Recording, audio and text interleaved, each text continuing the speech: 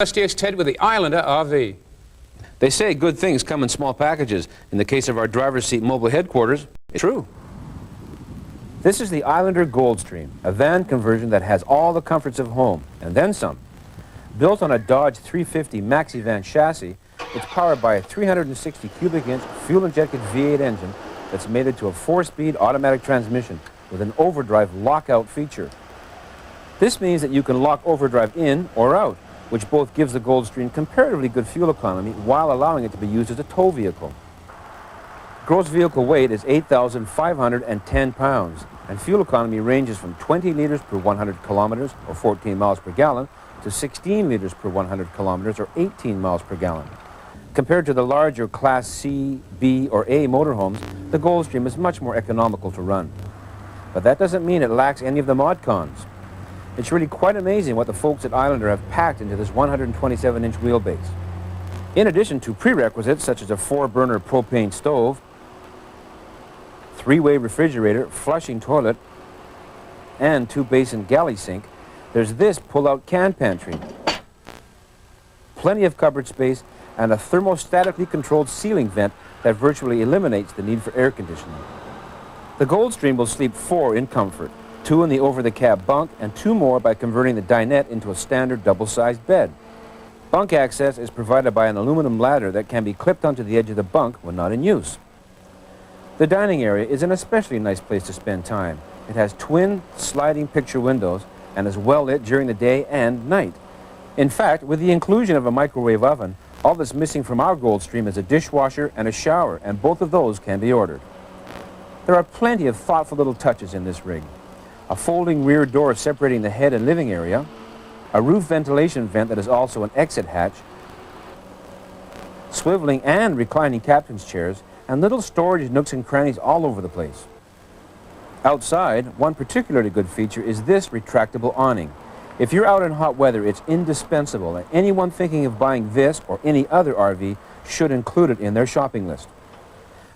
A rear-mounted ladder gives access to the TV antenna concealed in the roof rack, and all the various inlets and outlets are nicely covered by fiberglass panels. There's even a small storage space on the right rear quarter panel for tools and other odds and ends. You can also plug into Cablevision, hook up to 110-volt electrical power, and connect up to water through these various outlets on the exterior of the van. The sewer drain and valves are also easy to get at here at the back of the rig.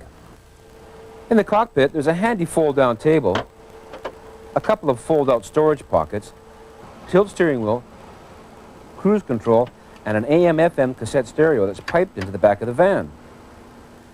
For those who are wondering about the strength of this van conversion, Islander General Manager Bob McDonald stresses that the fiberglass roof canopy is actually stronger than the original steel roof and has had 12 of his workers stand on it at one time as proof.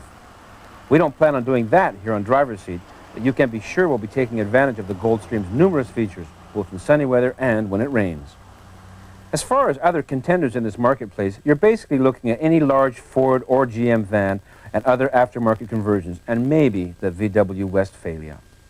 This was a pleasant surprise, Tony. Yeah, well, I love these motorhomes. There's one or two reasons why a van conversion is a good idea, and one of them is that it's structurally more rigid than some of the bigger motorhomes. It's easy to maneuver for people who are a little bit nervous about the large ones. On the other hand, it is too big for a standard 7-foot-high garage and some underground parking areas.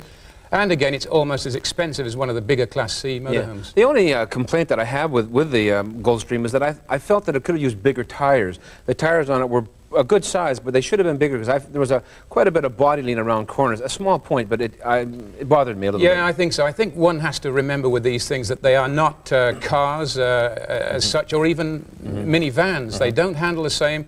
They're susceptible to side winds and so forth. And I've driven a large number of these kind of units, and they're all pretty well like that. Yeah, and the other advantage to it, of course, is gas consumption.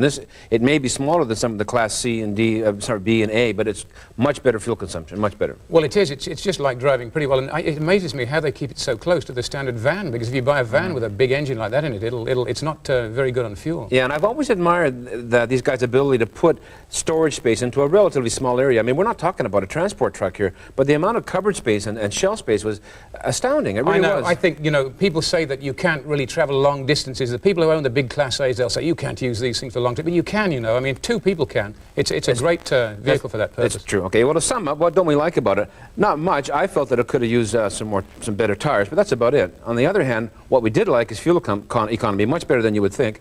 Very comfortable and lots of features.